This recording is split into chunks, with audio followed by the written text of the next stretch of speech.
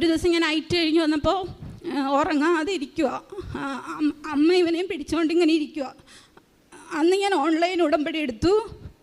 അന്നാണ് കുറേ നാൾ കൂടി മോനൊന്ന് കിടന്ന് ഉറങ്ങുന്നത്. 2022 ജൂലൈ 7 ഉടമ്പടി എടുക്കുന്നത്. ഞങ്ങൾ ഖത്തറിൽ ഫാമിലി ആയിട്ട് നിൽക്കുകയായിരുന്നു. ആ സമയത്ത് മോനുണ്ടായി കഴിഞ്ഞ് 8 മാസം വരെ ഒരു കുഴപ്പമില്ലായിരുന്നു. 8 മാസം കഴിഞ്ഞപ്പോൾ മോൻ്റെ സ്കിൻ മുഴുവൻ അലർജി വരാൻ തുടങ്ങി. അവിടെ കാണിച്ചപ്പോൾ അവിടെ ഉണ്ടാകുന്ന കുട്ടികൾക്ക് എക്സീമ വരുന്നതാണ്. അപ്പോൾ ഇത് നോർമൽ ഒരിതായിട്ടാണ് അവർ പറഞ്ഞത്. പക്ഷേ അത് കൂടാൻ തുടങ്ങി. അപ്പം ഞങ്ങൾ വിചാരിച്ചു നാട്ടിൽ വരുമ്പോൾ മാറുമായിരിക്കും. കാരണം എൻ്റെ രണ്ടാമത്തെ കുട്ടിക്കും ഇതുപോലെ പ്രോബ്ലം ഉണ്ടായിരുന്നു. അവളുടെ നാട്ടിൽ വന്നപ്പോൾ മാറി. പക്ഷേ ഇവനെ നാട്ടിൽ കൊണ്ടുവന്നപ്പോൾ ഒത്തിരി വേർഡ്സായി. സ്കിൻ മുഴുവൻ പൊട്ടി, സ്മെല്ല് വരാൻ തുടങ്ങി, സ്കിൻ പൊട്ടി വെള്ളം വരാൻ തുടങ്ങി. ഡോക്ടേഴ്സിനെയൊക്കെ കാണിച്ച് അവർക്ക് തന്നെ പേടിയായി ഇവനെ കണ്ടപ്പോൾ. ഓരോ ഡോക്ടേഴ്സിനെയും കാണിക്കുമ്പോൾ അവർ ഓരോ സ്പെഷ്യലിസ്റ്റിൻ്റെ പേര് പറയും. അങ്ങനെ കുറേ ട്രീറ്റ്മെൻറ്റ് എടുത്തു, ആയുർവേദം കൊടുത്തു. അവസാനം ഒരു ഹോമിയോ ഡോക്ടർ മാത്രം പറഞ്ഞു നമുക്ക് മാറ്റിയെടുക്കാമെന്ന്. അങ്ങനെ ഹോമിയോ മെഡിസിൻ 8 മാസം കൊടുത്തു. പക്ഷേ ചെറിയൊരു കുറവുണ്ടായെങ്കിലും 8 മാസം കഴിഞ്ഞപ്പോൾ അവർ പറഞ്ഞു ഇനി മെഡിസിൻ കൊടുക്കാൻ പറ്റത്തില്ല, കിഡ്നീനെ അഫക്റ്റ് ചെയ്യും, അതുകൊണ്ട് ഇത് സ്റ്റോപ്പ് ചെയ്യാമെന്ന് പറഞ്ഞു. അങ്ങനെ ഇവന് സ്കിൻ പൊട്ടുന്നതിനേക്കാളും കൂടുതൽ ദേഹം മുഴുവൻ ചൊറിച്ചിലായിരുന്നു. രാത്രിയിലൊന്നും കിടന്നുറങ്ങത്തേ ഇല്ല. ഒരു ദിവസം ഞാൻ നൈറ്റ് കഴിഞ്ഞ് വന്നപ്പോൾ ഉറങ്ങാതെ ഇരിക്കുക. അമ്മ ഇവനെയും പിടിച്ചുകൊണ്ട് ഇങ്ങനെ ഇരിക്കുക. അന്ന് ഞാൻ ഓൺലൈൻ ഉടമ്പടി എടുത്തു. അന്നാണ് കുറേ നാൾ കൂടി മോനൊന്ന് കിടന്ന് ഉറങ്ങുന്നത്. അപ്പോൾ എനിക്ക് ഇടയ്ക്കൊക്കെ അമ്മ പറയായിരുന്നു ഇവിടെ വന്ന് ഉടമ്പടി എടുക്കാൻ. പക്ഷേ എനിക്ക് എന്തോ ഉടമ്പടി എടുക്കാൻ തോന്നിയില്ല. പക്ഷെ അന്ന് ഞാൻ ഓൺലൈൻ ഉടമ്പടി എടുത്ത് ഇവൻ രാത്രി കിടന്ന് ഉറങ്ങി. അന്ന് എനിക്ക് മനസ്സിലായി ഇവിടെ വന്നു കഴിഞ്ഞാൽ മാറുമെന്ന്. പിന്നെ എൻ്റെ മനസ്സിൽ മുഴുവൻ എത്രയും പെട്ടെന്ന് ഇവിടെ വരണമെന്നായിരുന്നു.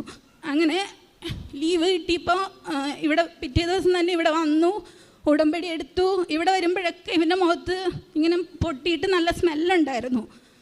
കാലൊക്കെ ഇങ്ങനെ പൊട്ടി പൊട്ടി വെള്ളം വന്നുകൊണ്ടിരിക്കും. ഫുൾ സ്ലീവ് മാത്രമേ ഇടിയിപ്പിക്കാൻ പറ്റത്തുള്ളൂ, മുഖം മാത്രമേ എല്ലാവരും കാണത്തുള്ളൂ. ഫുൾ സ്ലീവ് ഇടിയിപ്പിക്കുന്ന കാരണം ദേഹമൊന്നും ആരും കാണത്തില്ല. പക്ഷേ ദേഹം മുഴുവൻ വയസ്സായ ആളുകളുടെ ദേഹം പോലെയായിരുന്നു.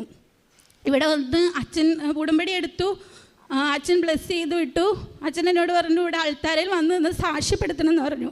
ഇവിടുന്ന് പോയപ്പോൾ മുതൽ വലിയ മാറ്റമായിരുന്നു. ഇവിടുന്ന് പോയി പെട്ടെന്ന് തന്നെ വിശ്വസിക്കാൻ പറ്റാത്ത രീതിയിൽ തന്നെ പെട്ടെന്ന് കുറയാൻ തുടങ്ങി. അപ്പം ഇവനെ കണ്ടിട്ട് ചിലരൊക്കെ ഹസ്ബൻഡിനോട് പറഞ്ഞു, ഓരോ ഡോക്ടേഴ്സിൻ്റെ പേര് പറഞ്ഞപ്പോൾ ഹസ്ബൻഡ് പറഞ്ഞു ഇനി അവൾ പറയട്ടെ വേറെ ഹോസ്പിറ്റലിൽ കൊണ്ടുപോകണമെന്നെങ്കിൽ ഇനി കൊണ്ടുപോകുന്നുള്ളൂ എന്ന് പറഞ്ഞു. ഞങ്ങൾ പിന്നീട് ഒരു ട്രീറ്റ്മെൻറ്റും എടുത്തില്ല.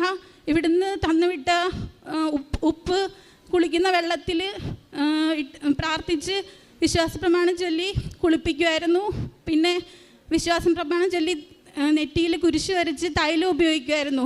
ദേഹത്ത് ഉപയോഗിക്കാൻ പറ്റത്തില്ലായിരുന്നു. കാരണം ഒരു ഭാഗത്ത് പോലും നോർമലായിട്ടുള്ളൊരു സ്കിൻ ഉണ്ടായിരുന്നില്ല.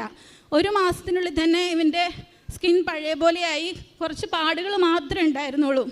ഇപ്പോൾ ഇവനെ കാണുമ്പോൾ എല്ലാവരും ചോദിക്കും എങ്ങനെയാണ് മാറിയേ, കൃപാസനത്തിലൊന്ന് പ്രാർത്ഥിച്ചിട്ടാണ് മാറിയെന്ന് പറയുമ്പോൾ എല്ലാവർക്കും അത്ഭുതമാണ്. കാരണം ഇവനെ കണ്ടു കഴിഞ്ഞാൽ എല്ലാവരും കരയുമായിരുന്നു. അതുപോലെയുള്ളൊരു ഫേസായിരുന്നു. ഇപ്പോൾ ഇവൻ്റെ പഴയ ഫോട്ടോയൊക്കെ എടുത്ത് നോക്കുമ്പോൾ എനിക്ക് തന്നെ തോന്നും ഞാൻ ഇവൻ്റെ കൂടെ എങ്ങനെയാണ് ഞാൻ നിന്നിരുന്നേന്ന്. അന്നൊക്കെ രാത്രി കിടന്ന് ഉറങ്ങുമ്പോൾ എനിക്ക് തന്നെ സ്മെല്ലടിച്ചിട്ട് ഇവനിങ്ങനെ മുഖം ഇങ്ങനെ ചേർത്ത് വയ്ക്കാൻ പറ്റത്തില്ലായിരുന്നു, ഉമ്മ കൊടുക്കാൻ പറ്റത്തില്ല, അങ്ങനത്തെ ഒരു അവസ്ഥയിലായിരുന്നു. പക്ഷേ മാതാവിൻ്റെ കൃപ കൊണ്ട് എല്ലാം നല്ല രീതിയിൽ നടന്നു. അവൻ്റെ അസുഖം പൂർണ്ണമായിട്ട് മാറി. പിന്നെ ഒരു ഫുഡും ഞങ്ങൾക്ക് വിശ്വസിച്ച് കൊടുക്കാൻ പറ്റില്ലായിരുന്നു. ഇപ്പം ഇവൻ എല്ലാ തരം ഫുഡും കഴിക്കും, ഒരു കുഴപ്പവും ഇല്ല. അങ്ങനെ അവൻ്റെ അസുഖം കംപ്ലീറ്റ് ആയിട്ട് മാറി.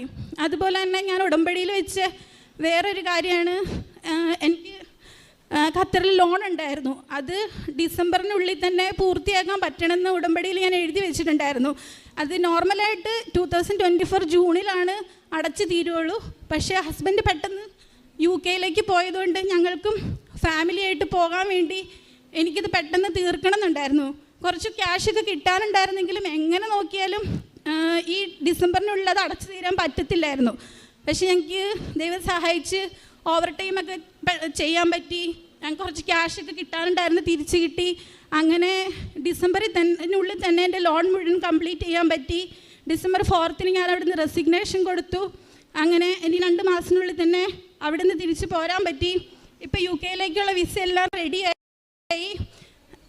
ഇത്രയും വലിയ അനുഗ്രഹം ഈശോയിൽ നിന്ന് മേടിച്ചു തന്ന മാതാവിനും ഈശോയ്ക്കും 1000 നന്ദി. അങ്ങ് ഞങ്ങളോടൊത്ത് യാത്ര ചെയ്യുമെങ്കിൽ ഞാനും അങ്ങയുടെ ജനവും ഭൂമുഖത്തുള്ള മറ്റെല്ലാ ജനതകളിൽ നിന്ന് വ്യത്യസ്തരായിരിക്കും. മോശ കർത്താവിനോട് പറയുന്നതാണ് ഈ വചനങ്ങൾ. പുറപ്പാടിൻ്റെ പുസ്തകം 33-ാം അധ്യായം 16-ാം തിരുവചനം. ഇവിടെ ജോബി മോൾ തൻ്റെ കുഞ്ഞിൻ്റെ സൗഖ്യത്തെക്കുറിച്ചാണ് ഇവിടെ നമ്മോട് പറഞ്ഞത്. കുഞ്ഞിൻ്റെ ദേഹം മുഴുവൻ എങ്ങനെയായിരുന്നു എന്നെല്ലാം സാക്ഷ്യത്തിലൂടെ നാം കേട്ടതാണ്. അപ്പോൾ അങ്ങനെയുള്ള കുഞ്ഞ് ഇവിടെ വന്ന് ഉടമ്പടി എടുത്ത് 1 മാസത്തിനുള്ളിൽ തന്നെ എല്ലാ തരത്തിലും കുഞ്ഞ് വ്യത്യസ്തനാവുകയാണ്.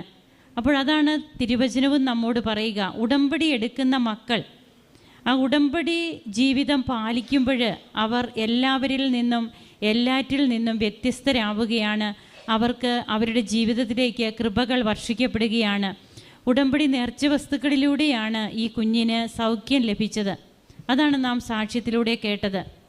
അപ്പോൾ ഈ മകൾക്കും കുടുംബത്തിനും അതുപോലെ തന്നെ ലോൺ, ഈ മകൾ വിചാരിച്ച അതേ സമയത്ത് തന്നെ ലോണൊക്കെ അടച്ചു തീർക്കുവാനും ഈ മകൾക്ക് കഴിഞ്ഞു. അതെല്ലാം പരിശുദ്ധ അമ്മ നൽകിയ കൃപകളായിട്ടാണ് ഈ മകൾ ഇവിടെ സാക്ഷ്യപ്പെടുത്തിയത്. നമുക്കും ദൈവത്തെ മഹത്വപ്പെടുത്താം. കരങ്ങളടിച്ച് പരിശുദ്ധ അമ്മയ്ക്കും തിരുക്കുമാരന് നന്ദി പറയാം. ഈശോയെ നന്ദി, ഈശോയെ സ്തുതി, ഈശോയെ ആരാധന.